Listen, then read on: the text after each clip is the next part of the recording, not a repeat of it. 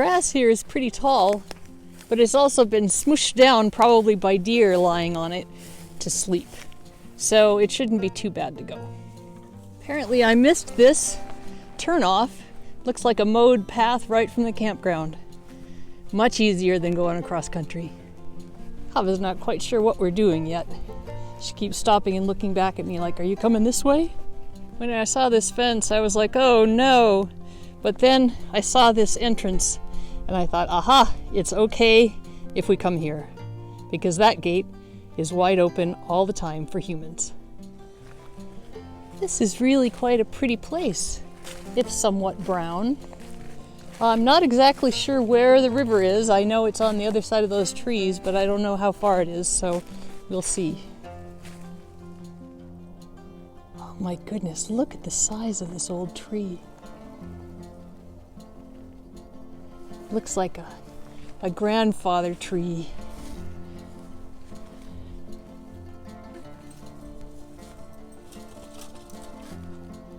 How beautiful. This is interesting. Maybe a coyote leg?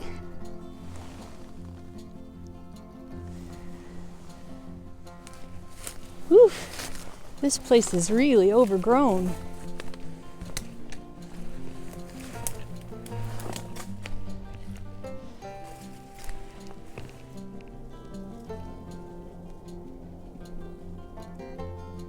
Not only is there no gravel, but there is no apparent access to the rest of the river. I see a bunch of geese over on this gravel over here, so I'm going to try to cross over where that dirt is, and we'll see what happens. Before I cross this patch over here, I'm going to check out this little bitty spot of gravel and see if I can spot anything on the other side of it. Well, nothing but mud in that direction. So I think I'm going to go back down this little inlet and see where it leads us. Okay, well, we made it down to where I see a little bit of gravel. And I think if we follow this all the way along, we'll eventually get to the fishing access, which we know has lots of rocks. And if we don't find anything fabulous, at least we'll have had a big adventure. This is cool. It looks like the inlet actually ends, so we can go across the way if we want to. All right, that's what I'm talking about. This gravel is a little small, but it beats the heck out of mud. And it goes all the way over there. Who knows? Maybe we'll find something. You know I love me some jasper. And some banded shirt. I actually just cut a bigger piece of this, and it is so pretty. Thinking about making butterfly wings out of it. And shining in the sunshine, such as it is another little agate. First piece of petrified wood of the day. I just never get tired of finding this stuff. And then over here, somewhere, I thought I spotted another agate. Nope, I lost sight of it and it ran away. Oh, there it is. Wasn't that worth waiting for? I'm pretty sure there's an easier way to get here. And we're going to try to find an easier way back. But it looks like this gravel bar is huge and it goes all the way to the river. So probably just past where we were earlier and we couldn't get to because of the mud. So, cool.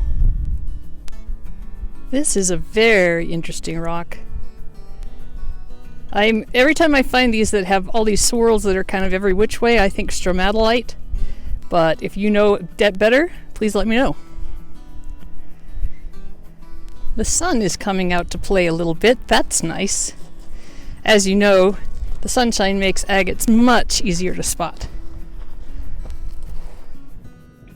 Here's a very pretty agate. Quite brown. I'm anxious to see what that looks like. The fishing access that I referred to is the place that I call Agate Beach. Nope, Jasper Beach. And I haven't picked up any jasper yet, so I thought, why not? You can see we have a whole lot of rocks to look at. This is awfully pretty. I saw one very similar just a little ways back and I picked it up, thought about it, and put it down again, but this one was about twice as pretty, so I had to pick it up. I was about to toss this one down, thinking, oh well, it's just a milk agate. But I looked at the end of it where it's broken. It actually has some banding and some pretty nice, looks like inclusions in there of some sort, so we'll give it a shot. Look how pretty this piece of petrified wood is. Just look at those bands and those colors. It's just a little bitty piece of wood, and I like it. Speaking of jasper, how's that for interesting?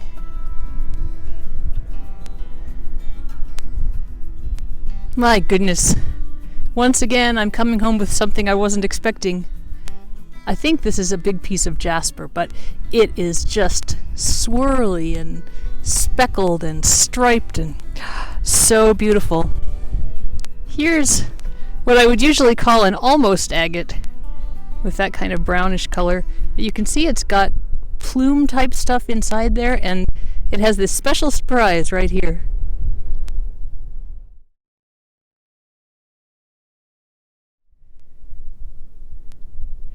I can't identify this positively as jasper or brecciated anything or agate, but my goodness, it certainly is beautiful.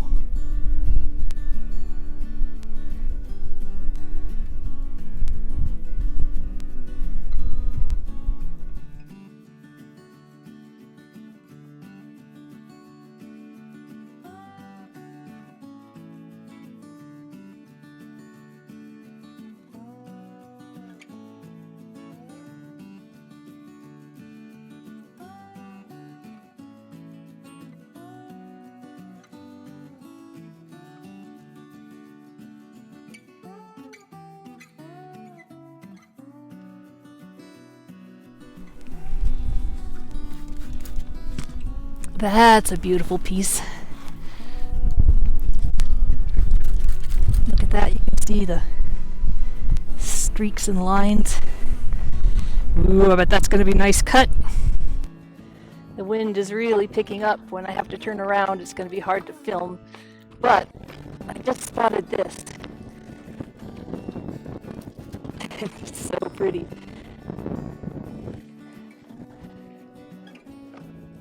See those stripes?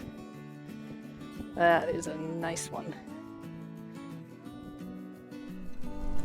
I almost bypassed this one as a near agate. Then I turned it over and I saw the quartz inclusions. Actually, they're probably not called inclusions, they're probably called something else. But I saw the quartz crystals and I saw the general shape of it. I thought, I'll bet that is super pretty inside. Okay, this one just took my breath away. I'm going to be very sad if it's not what I think it is, but I think it is what I think it is. And that is a nice, big, chunky Montana agate. Oh, how lovely. Hang on. There we go.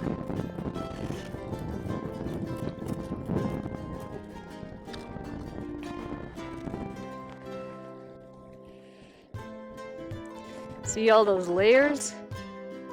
That's cool.